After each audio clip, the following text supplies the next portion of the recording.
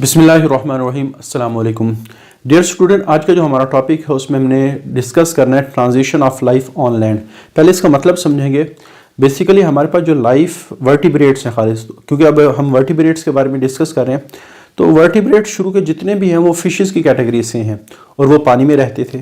फिर उनके कुछ डिसेंडेंट वो खुश्की पर आए और उन्होंने खुश्की वाली कैरेक्टरिस्टिक को डिवेल्प किया, क्योंकि दोनों इन्वायरमेंट, चाहे वो पानी का हो चाहे वो खुश्की का हो, उनके अंदर काफ़ी सारी डिफरेंसेस हैं। इस वजह से पानी में रहने वाले उनके पास डिफरेंट किस्म की एडॉप्टेशन होगी और जो खुश्की पर रहने वाले उनके पास डिफरेंट किस्म की एडॉप्टेशन होगी। और चूंकि एडॉप्टेशन दोनों की डिफरेंट है, इस वजह से खुश्की वाले पानी में जाके नहीं रह सकते और पानी वाले खुश्की पे आके नहीं रह सकते जब तक वो अपने आप को मॉडिफाई ना कर लें। अच्छा, अभी तक जितने भी हमने वर्टिब्रेट्स पढ़े हैं वो सारे के सारे प्योरली इक्वेटिक हैं, यानी जितने भी हमने वर्टिब्रेट, 3 क्लासेस हमने मछलियों की पढ़ी, साइक्लोस्टोमेटा, कॉन्ड्रोसाइट, ऑस्टिकथाई, तीनों हमारे पास वर्टिब्रेट की कैटेगरीज ऐसी हैं जो प्योरली इक्वेटिक हैं। जैसे अभी ये बात डिस्कस की, वर्टिब्रेट ऑलरेडी कंसीडर्ड, जो हम पहले पढ़ चुके हैं, वर्टिब्रेट आर एडॉप्टेड, उन्होंने अडॉप्ट कर रखा है to strictly aquatic mode of life, कि उन्होंने हमेशा पानी में रहना है। लेकिन हमारे पास मछलियों की एक टाइप ऐसी है जिसको हम कहते हैं डिप्लॉय। ये ऐसी फिशेज हैं जो सबसे पहले जिन्होंने अपने अंदर कुछ टेरेस्ट्रियल कैरेक्टरिस्टिक को डेवलप किया। डिप्लॉय का कॉमन नेम है लंग फिशेस, नाम से जाहिर है ऐसी फिशेस जिनके पास लंग्स हों। बेसिकली अभी तक जितनी भी हमने फिशेस की क्लासेस पढ़ी, सब रेस्पिरेशन के लिए गिल्स का इस्तेमाल करते हैं और गिल्स पानी से ऑक्सीजन को लेने के लिए मॉडिफाइड है, वो कभी भी हवा से ऑक्सीजन नहीं ले सकता। इन्होंने क्या किया कि गिल्स की जगह लंग्स को डेवलप किया। अब लंग्स की खासियत यह है कि हवा से सांस ले सकता है, तो इनके पास इस कैरेक्टरिस्टिक की वजह से अब फायदा क्या हुआ कि ये अगर कुछ अरसे के लिए हवा में भी आए, यानी खुश्की पर आए, तो ये हवा के अंदर सांस ले सकती हैं।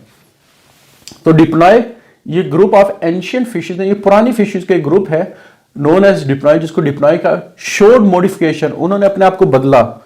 कैसे बदला कि इक्वेटिक ब्रीदिंग सिस्टम की बजाय, यानी उनके पास जो गिल्स थे जो इक्वेटिक ब्रीदिंग सिस्टम का हिस्सा है, to meet the condition of terrestrial life, तो उन्होंने अपने इक्वेटिक ब्रीदिंग सिस्टम को बदला ताकि वो खुश्की की कंडीशन के लिहाज से अपने आप को ढाल सके। कैसे? बाय डेवलपिंग लंग्स, उन्होंने फेफड़ों को डेवलप किया। But this case is only an incident in transition to land. इसका मतलब क्या है कि वैसे तो जब लाइफ ट्रांजिट होके, ट्रांसफर होके खुश्की पर आए, तो खुश्की पर आने के लिए उन्होंने बहुत सारी कैरेक्टरिस्टिक को डेवलप करना है। सिर्फ एक कैरेक्टरिस्टिक की बिहाफ पे कोई भी ऑर्गेनिज्म इक्वेटिक से टेरेस्ट्रियल में नहीं आ सकता। लेकिन बहरहाल किसी ने तो शुरू किया है, यानी ये कह सकते हैं कि ये जो ट्रांजिशन ऑफ लाइफ हुई है फ्रॉम वाटर टू लैंड, उसमें ये एक जस्ट इंसिडेंट का काम कर रहा है। ये नहीं है कि ये पूरी ट्रांजिशन हो रही है, ये जस्ट एक इंसिडेंट है, एक पॉइंट है, एक स्टेप है। बाकी एक स्टेप किसी ने उठाया, आगे फिर फर्दर मॉडिफिकेशन अगर होती रही तो ऑटोमेटिकली वो टेरेस्ट्रियल जो ऑर्गेनिज्म बन जाएंगे। तो बहरहाल सिर्फ लंग्स का बनना ये मुकम्मल मॉडिफिकेशन नहीं है, ये मुकम्मल ट्रांजिशन नहीं है, बल्कि उस ट्रांजिशन के लिए जस्ट ये वन इंसिडेंस है, ये वन स्टेप है।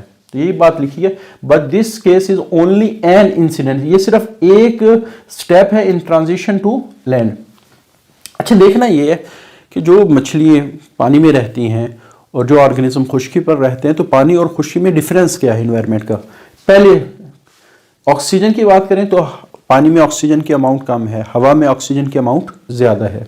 तो इस वजह से हवा से ऑक्सीजन लेना आसान है, पानी से ऑक्सीजन लेना डिफरेंट है। तो दोनों, एक काम आसान है, एक मुश्किल है, तो जाहिर बात है दोनों के लिए स्ट्रक्चर एक जैसे कभी नहीं हो सकते।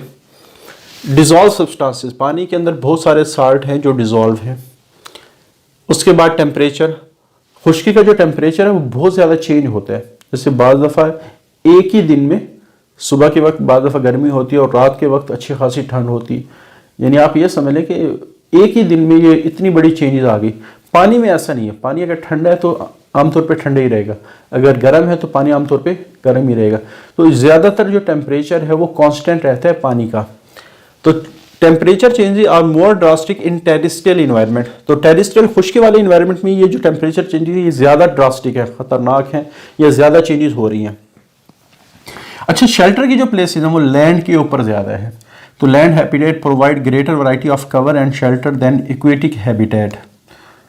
सपोर्ट, पानी चूंकि हार्ड है, एयर चूंकि पानी के लिहाज से लेस डेंस है, जिस वजह से पानी ज्यादा सपोर्ट दे सकता है बॉडी को as compare to air. As a medium water provide support greater than air. Breeding places यानी जहां रिप्रोडक्शन करनी है, तो लैंड एफोर्ड्स, लैंड प्रोवाइड करती है great variety of breeding places than does water, पानी के लिहाज से। अब ये कुछ चीजें पानी के अंदर ज्यादा है, कुछ चीजें खुश्की पर ज्यादा है, तो इस वजह से जब ऑर्गेनिज्म आएगा तो वो ऑर्गेनिज्म फिर अपने आप को उसी लिहाज से डेवलप करेगा कि उसको क्या चीज ज्यादा चाहिए, क्या चीज कम चाहिए। अच्छा, अब उन कुछ एडॉप्टेशंस की बात कर लेते हैं जिनकी वजह से खुश्की पर रहना। अब डिफरेंस तो हमने डिस्कस कर लिए कि एक जगह फलां चीज़ ज़्यादा है, एक जगह फलां चीज़ ज़्यादा है, तो ये डिफरेंस आपको समझ में आ गया। अब उन डिफरेंस के मुताबिक किस तरह कौन सी एडॉप्टेशंस होंगी जिसकी वजह से पानी से जमीन खुश्की पर ऑर्गेनिज्म आके रहेगा। एनिमल हैड, सबसे पहले एनिमल को करना पड़ा टू अंडरगो मॉडिफिकेशन, काफ़ी सारी मॉडिफिकेशन या उसको काफ़ी सारी एडॉप्टेशंस अख्तियार करना पड़ी टू कोप, ताकि वो फेस कर सके। कोप का मतलब है फेस करना। With above condition, in condition को हैंडल करने के लिए जो लैंड पर है। जैसे पहली बात हमने की कि जो हमारे पास एयर है या खुश्की वाला इन्वायरमेंट है वो ज़्यादा ड्रास्टिक है क्योंकि उसमें चेंजेस काफ़ी सारी हो रही हैं, तो इस वजह से जो प्रोटेक्शन है, कवर जो बॉडी के ऊपर कवर होता है वो ज़्यादा प्रोटेक्टेड होना चाहिए, ज़्यादा एफिशिएंट होना चाहिए, तब वो इन्वायरमेंटल चेंजेस से अपने आप को बचा सकते हैं। ख़ास तौर पे जैसे मैं एक मिसाल देता हूँ, खुश्की पर पानी कम है और इक्वेटिक लाइफ में पानी ज़्यादा है, तो खुश्की पर जो ऑर्गेनिज्म होंगे उन्होंने क्या करना है, अपनी बॉडी में वाटर को प्रिजर्व रखना है। लेकिन ये प्रॉब्लम पानी वाले ऑर्गेनिज्म फेस नहीं करते, ठीक, पानी वाले ऑर्गेनिज्म फेस नहीं करते। इस वजह से हमारी जो स्किन है या खुश्की वाले एनिमल की जो स्किन है वो वाटर प्रूफ है ताकि बॉडी से पानी एवोपरेट ना करे। मछलियों की जो स्किन है वो बॉडी के लिए, वाटर के लिए परमिएबल है, पानी बड़ी आसानी से बॉडी में जा भी सकता है, बॉडी से निकल भी सकता है। तो बहरहाल इनकी जो स्किन है, डेवलपमेंट ऑफ स्किन, तो यहां स्किन डेवलप हुई for protection against dry condition. Dry condition में पानी को स्टोर करना है, पानी को प्रिजर्व करना है, महफूज करना है, तो ये उसी सूरत में पॉसिबल होगा जब स्किन वाटर प्रूफ होगी, अदरवाइज मछलियों की तरह बॉडी से पानी निकलना शुरू हो जाए। अच्छा, इनके जो एग हैं वो ज़्यादातर शेल उनको प्रोटेक्ट करता है, और शेल का फ़ायदा क्या है, जो एग को ड्राइंग, खुश्क होने से और मैकेनिकल इंजरी यानी एग को कोई चोट वगैरह लगने से महफूज रखेगा। इसी तरह also the size of egg is large, जो एग का साइज है वो भी काफ़ी बड़ा है, ताकि to provide space for storage of food. अब जैसे मुर्गी का अंडा होता है ना, आपने मुर्गी का अंडा देखा होगा, इसमें जो जाइगोट होता है वो माइक्रोस्कोपिक होता है कि वो नज़र नहीं आता। बाकी जितना भी अंडा हमें नज़र आता है वो फूड है। अब खुद देखें, एक ऐसा जाइगोट जिसने चूज़ा बनाना है वो हमें नज़र नहीं आता, लेकिन जो हमें पूरा अंडा नज़र आता, जब हम अंडा तोड़ते हैं उसमें हमें जर्दी नज़र आती है, उसमें सफ़ेदी नज़र आती है, वो बेसिकली फूड है। तो ये जितने भी ऑर्गेनिज्म हैं इन्होंने क्या कर रखा है, अपने अंडे को बड़ा बनाया ताकि उसमें ज़्यादा से ज़्यादा फूड को स्टोर कर सके। अब वजह क्या है, उसकी वजह यह है क्योंकि बाहर है ख़तरनाक इन्वायरमेंट, क्योंकि उसमें हो रही चेंजेस ज़्यादा। अब जब तक उस अंडे को सूटेबल इन्वायरमेंट नहीं मिलता उस वक्त तक अंदर डेवलपमेंट शुरू नहीं होती। जैसे अगर हम अंडे की बात करें मुर्गी के, जब तक उस अंडे को 37 सेंटीग्रेड नहीं मिलेगा अंदर जो जाइगोट है वो डेवलप होकर चूजे में कन्वर्ट नहीं होगा। लेकिन अब 37 इन्वायरमेंट अगर आप उसको ज़मीन के ऊपर रख दें तो ये शायद पॉसिबल आसानी से ना हो, क्योंकि गर्मियों में बहुत ज़्यादा गर्मी होती है, सर्दियों में बहुत ज़्यादा सर्दी होती है। तो एग्जैक्टली 37 सेंटीग्रेड उस अंडे को मिलना ये ऑलमोस्ट इम्पॉसिबल है। तो इस वजह से उसकी, अब उसको नहीं पता कि ये जो सूटेबल टेम्परेचर है कब मिलेगा, तो उसने क्या किया कि जब तक सूटेबल टेम्परेचर नहीं मिलता उस वक्त तक वो जाइगोट अंदर जो फूड स्टोर है उसको इस्तेमाल करेगा।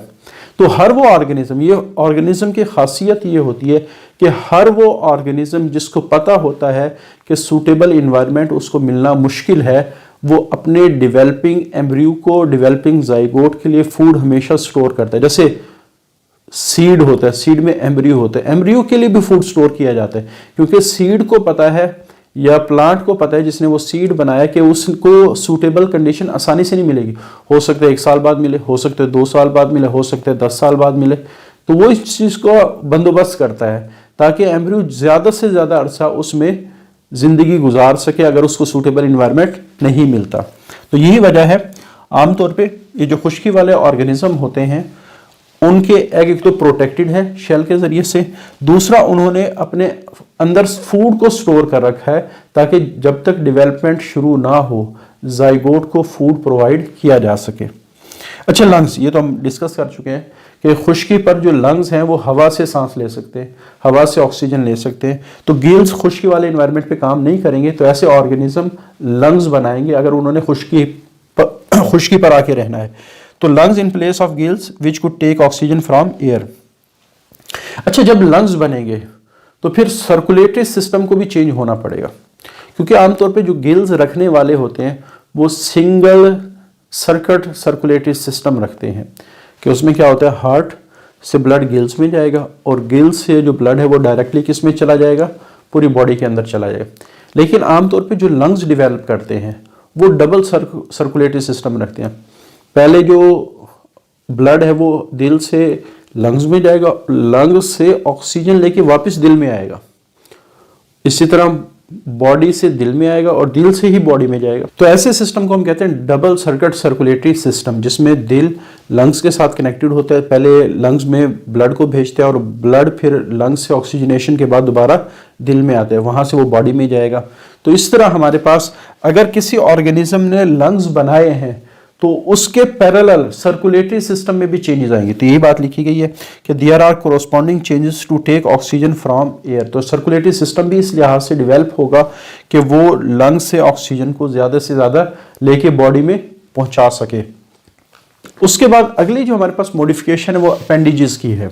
होता क्या है, आमतौर पर मछली जो तैरती है वो अपनी बॉडी की फ्लेक्सिबिलिटी की वजह से तैरती है, ठीक है। वो पानी को अपनी बॉडी से पीछे धकेलती है, मछली आगे जाती है, बॉडी की फ्लेक्सिबिलिटी के जरिए से वो तैरती है।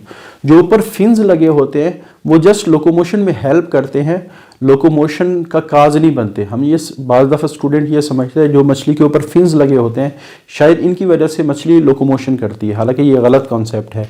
मछली लोकोमोशन करती है अपनी बॉडी की फ्लेक्सिबिलिटी की वजह, वो अपनी बॉडी की लचक से पानी को पीछे धकेलती है और मछली खुद जाती है आगे।